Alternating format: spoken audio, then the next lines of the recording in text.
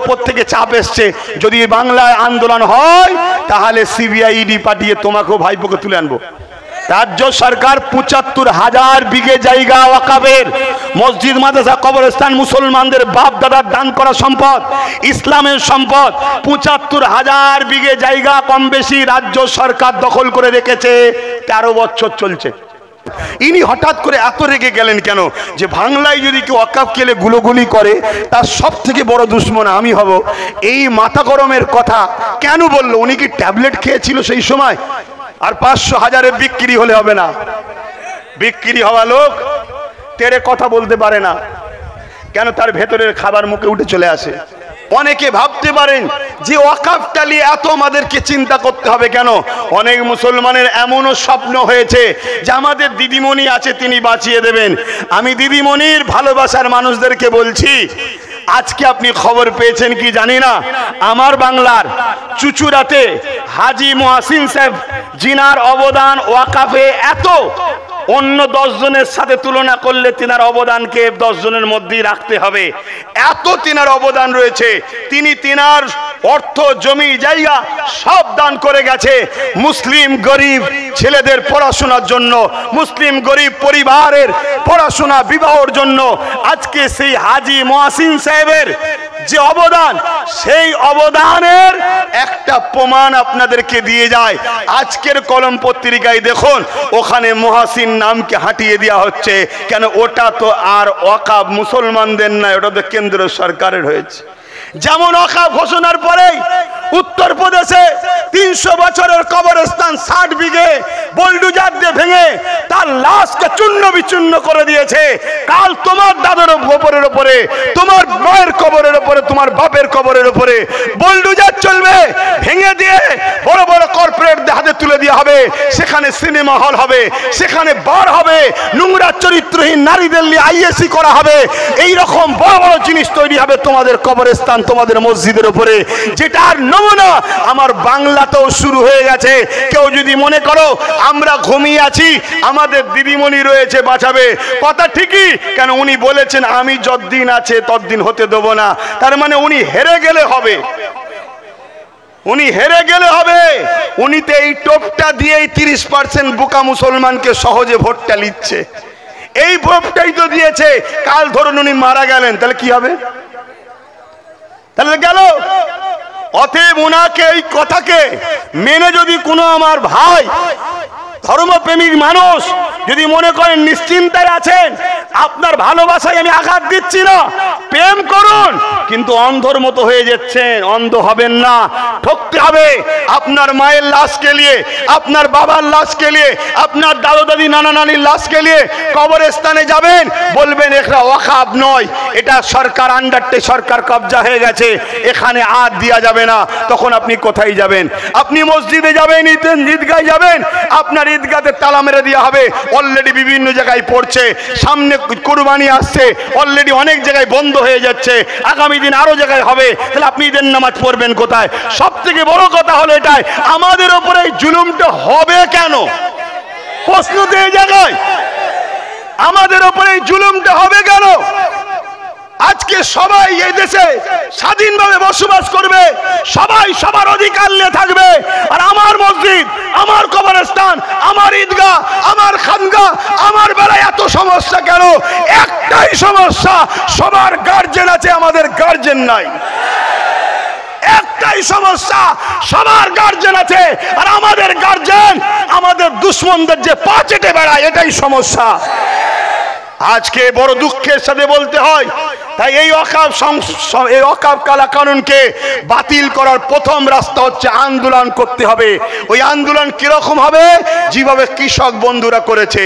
আর কৃষক বন্ধুরা করতে সাকসেসফুল হয়েছে, কারণ এটাই কৃষক বন্ধুদের পিছনে পাঞ্জাব সরকার সাথ দিয়েছিল। তাই তাহলে রাজ্য সরকার আমাদের কি সাথ দেবে?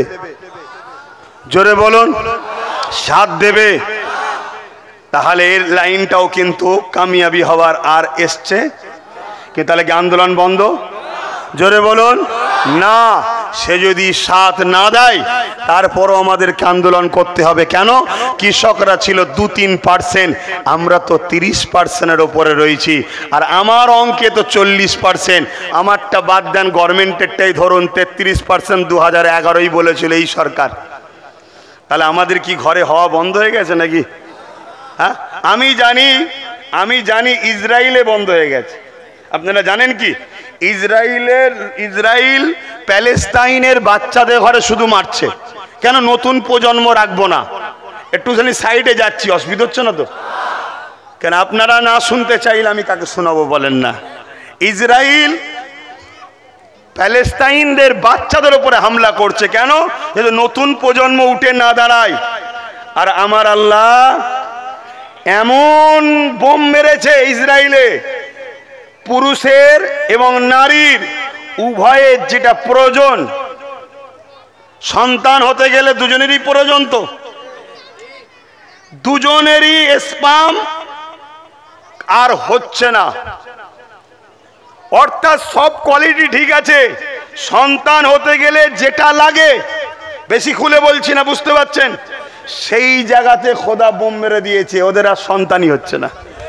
যদি জানতাম পুরুষের সমস্যা, তাহলে নারীরা এমনি তো ওদের সব সমস্যা নেই, অন্য জায়গা থেকে ধার করে নিয়ে আসতো, যেটা চলে ওদের। আমি এলিয়ে বেশি ডিপে যাচ্ছি না, কিন্তু খোদার মার এমন, নারীদেরও যে ডিম্বাণু দরকার হয় সেটাও হচ্ছে না। তো এই সমস্যা কি বাংলার মুসলমানদের হয়েছে নাকি? তাহলে 2011-ই বলেছিল 33%, এখনো কি 33%? আমার কি ওই ভাষা কোনো খারাপ লাগলো? আর এটা বাস্তবটা বলছি, 33% আমরা নয়, চলো তারপরেও 33% ধরেই চলছি। 2% যদি পাঞ্জাবিরা, শিখ ভাইয়েরা সরকারের সহযোগিতা নিয়ে আন্দোলন করে, তারা যদি কি বলে কেন্দ্রে কালা কানুন, কৃষক বিরোধী কালা কানুনকে যদি বাতিল করাতে পারে, আমরা এখানে 33, আমরা পুরো দেশে রয়েছি, আমরা পুরো দেশ জুড়ে যদি আন্দোলন করতে পারি, তাহলে ওয়াকফ কালা কানুন কেন্দ্র সরকারের ঘাড়ে মাজাল্লাই লাগু করতে পারে, ঠিক না বেঠে? কিন্তু দলের মধ্যে যদি গাদ্দার থাকে, বলুন কেন? এই বাংলায় আন্দোলনের যে রূপলেখা নিয়েছিল, আমি অত্যন্ত খুশি হয়েছিলাম যে 11টা বছর ধরে, 10 বছর ধরে আহলে সুন্নাত ওয়াল জামাত, তার কর্মীরা বা আমি নিজে বিভিন্ন জলসায়, বিভিন্ন প্রোগ্রামে যেখানেই মাইক পেয়েছি কম বেশি ওয়াকফ নিয়ে মানুষকে বুঝিয়েছি যে আসো মসজিদ বাঁচাও, মাদ্রাসা বাঁচাও, কবরস্থান বাঁচাও। কি বলেছি না বলিনি?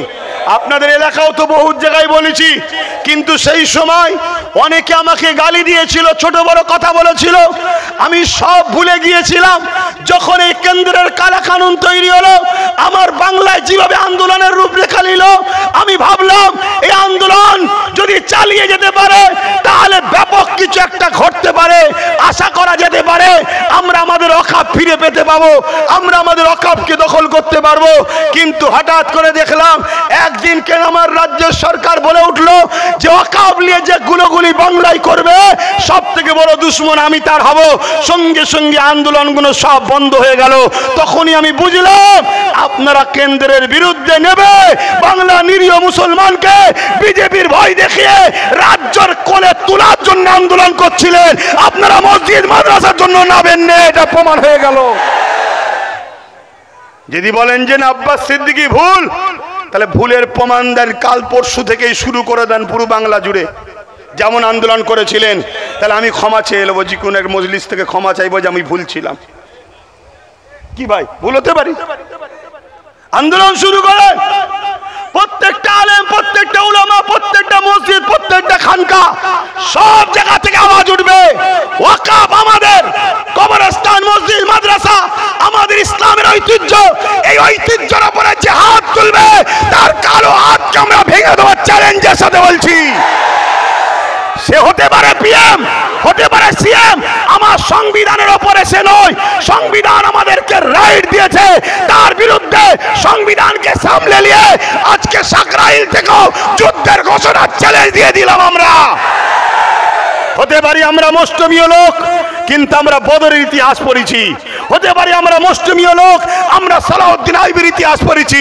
হতে পারি আমরা মুসলিমীয় লোক, আমরা পড়েছি হযরতে গরিবের নওয়াজ হিন্দুস্তানের বাদশার ইতিহাস পড়েছি। এই অন্যায় কখনো মাথা তুলে দাঁড়াতে পারে না। অন্যায় বারবার মিটেছে, অন্যায় আগামীতে মিটবে, কিন্তু আপনি কোন দিকে থাকবেন? অন্যায়ের পক্ষে না ন্যায়ের পক্ষে? অন্যায় থেকে চুপ থাকা মানে অন্যায়ের সাথে ন্যায়ের পক্ষে যদি দাঁড়াতে পারেন, হতে পারে আপনার শহীদের বিনিময়ে, আপনার জীবনের বিনিময়ে আল্লাহর দ্বীন, আল্লাহর কোরআন, আল্লাহর মসজিদ মাদ্রাসা এই ভারতবর্ষে মাথা তুলে থাকবে।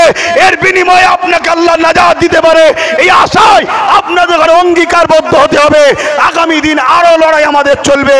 রাজি আছেন তো নাকি? পিছিয়ে গেলে হবে না বাপ, আর 500,000-এ বিক্রি হলে হবে না।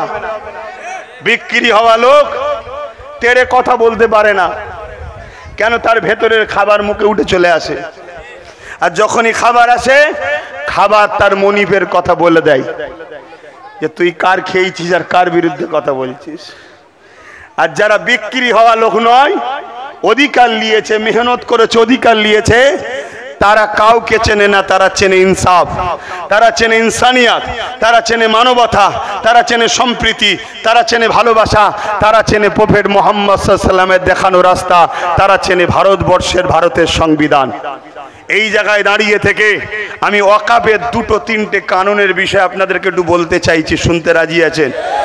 প্রথম কথা হচ্ছে, এই ওয়াকাফ কালা কানুন যে 2025 করেছে, এর মধ্যে একটা আইন করেছে, যে আইনের মধ্যে লিখেছে কোন জায়গা যদি 12 বছর কেউ দখল করে রাখে, আইন অনুযায়ী সেই জায়গা সত্তার মালিক সে হয়ে যাবে। কিন্তু ধর্মীয় প্রপার্টিতে 12 বছর হোক আর যত বছরই হোক, কেউ কিন্তু দখল করে রাখলে তার সত্তার মালিক কিন্তু হতে পারে না। ওয়াকাফ চাইলে তাকে উঠিয়ে দিতে পারে। কিন্তু নতুন করে কেন্দ্র জালিম সরকার কি করেছে, যে বলছে মুসলমানের উপকারের জন্য করেছি। কথা বুঝে আসছে? মুসলমানের উপকারের জন্য করেছি। খুব খারাপ লাগলে মাফ করবেন, টয়লেট যদি বলে আমি খুশবু দিতে এসছি, এটা যেমন হাস্যকর, তার থেকেও বড় হাস্যকর কেন্দ্র সরকার মুসলমানের উপকার করছে, এটা বড় হাস্যকর। এর চেয়ে ভালো উদাহরণ আমার কাছে নেই। আপনাদের কাছে আছে নাকি? আমাকে তো এমনি বলে অনেকে, সবই ঠিক আছে আব্বাস সিদ্দিকীর, কিন্তু বড্ড কড়া কড়া কথা বলে ফেলে। হ্যাঁ, কড়া কড়া কথা বলবো না। আমার দেশকে লুটা হচ্ছে, এখন মিষ্টি বা বিতরণ করে কথা বলবো নাকি? আমার ইসলামের উপর আঘাত দেওয়া হয়েছে, আমি মিষ্টি বিতরণ করে কথা বললে আপনি খুশি হবেন মনে হচ্ছে নাকি?